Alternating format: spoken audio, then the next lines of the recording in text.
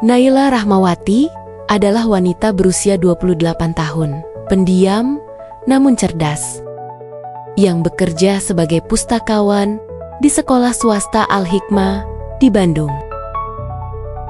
Latar belakang keluarganya sederhana, ibunya pensiunan guru, ayahnya sudah meninggal sejak Naila duduk di bangku SMA. Naila tumbuh dengan kecintaan pada sastra klasik, seni kaligrafi, dan kopi hitam pahit yang ia seduh sendiri setiap pagi. Ia bukan tipe wanita yang suka menjadi pusat perhatian. Justru sebaliknya, Naila lebih suka mengamati dunia dari kejauhan. Suatu malam, setelah menutup buku dan keluar dari kafe tempat ia biasa membaca, Naila melihat seorang pria bersandar di dinding belakang bangunan, tampak terluka dan limbung. Ia mengenakan hoodie tebal dan masker hitam, dan darah menetes dari pelipisnya. Dengan naluri kemanusiaannya, Naila menolongnya, membawanya dengan ojek daring ke klinik kecil yang buka 24 jam. Ia tak bertanya siapa pria itu, hanya ingin menolong. Beberapa hari kemudian, pria itu muncul di depan sekolahnya. Ia memperkenalkan diri sebagai Radit dan mengucapkan terima kasih. Tapi di balik kacamata hitamnya, Naila menangkap tatapan yang familiar. Ia mengeceknya diam-diam melalui internet, dan benar saja, pria itu adalah Raka Dirgantara, aktor papan atas Indonesia yang wajahnya hampir setiap hari muncul di televisi, media sosial, dan billboard iklan.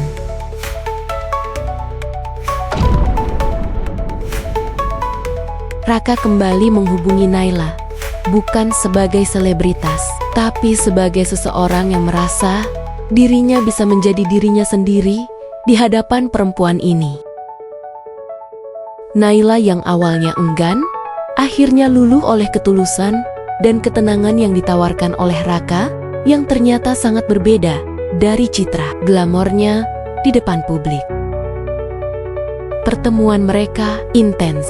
Mereka sering bertemu diam-diam di rumah kontrakan kecil Naila, membaca buku, menonton film indie, atau hanya sekedar memasak mie instan bersama.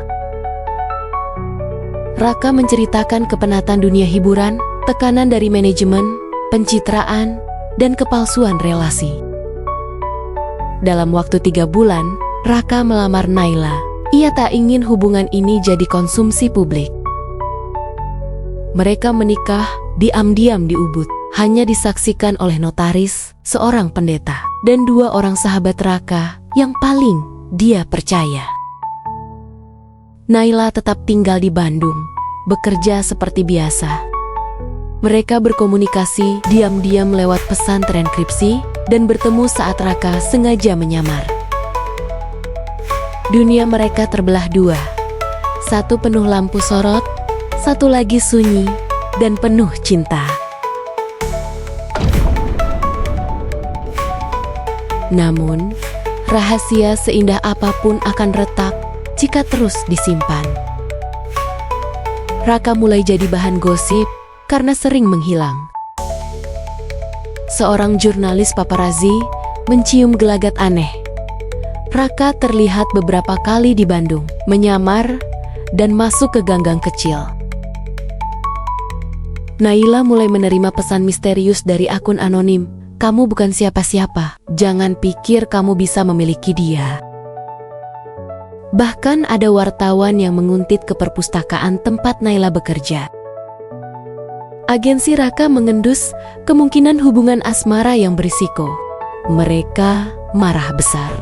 Naila dianggap tak cocok, bukan public figure, tak cantik secara komersial, tak punya nilai jual. Dia akan menghancurkan kariermu, kata manajer Raka. Tapi Raka bergeming hingga pada satu titik, Naila yang mulai merasa tertekan. Ia berkata lirih, kamu bisa pergi, aku nggak ingin jadi beban dalam hidupmu.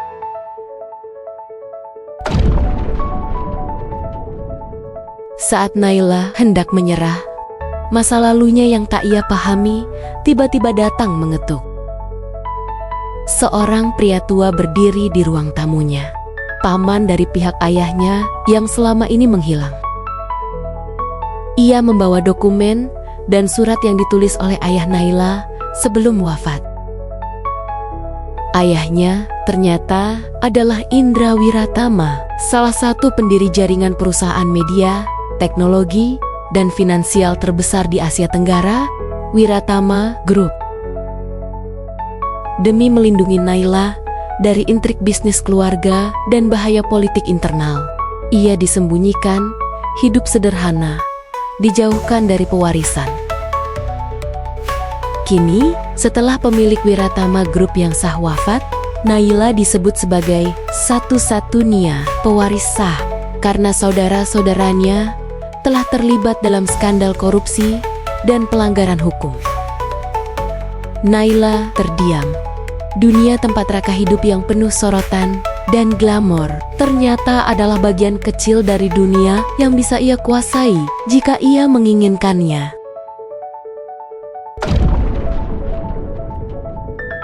Berita itu bocor.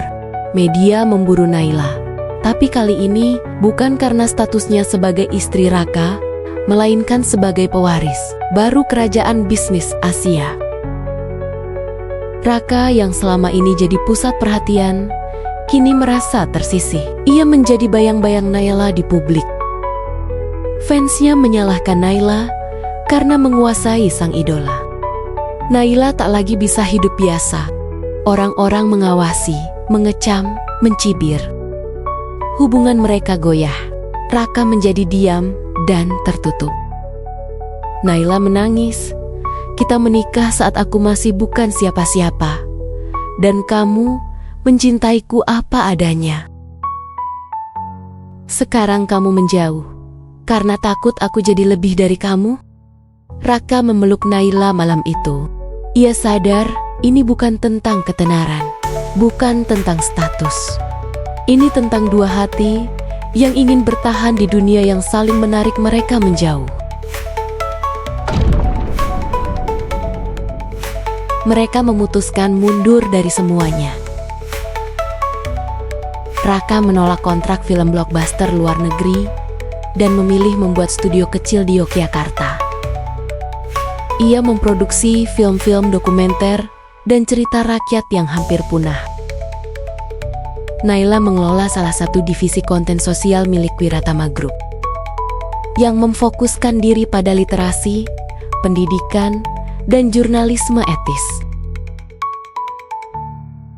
Mereka pindah ke Takayama, sebuah kota kecil di Jepang. Hidup tenang di sebuah rumah kayu di lereng bukit. Mereka menanam tomat, membesarkan kucing, dan sesekali membuat podcast tentang seni dan literasi. Tak ada paparazzi, tak ada headline, tapi ada cinta yang tetap menyala. Kadang, cinta bukan tentang siapa yang paling bersinar, tapi siapa yang sanggup meninggalkan lampu panggung demi satu senyum yang tak pernah ditayangkan ke publik.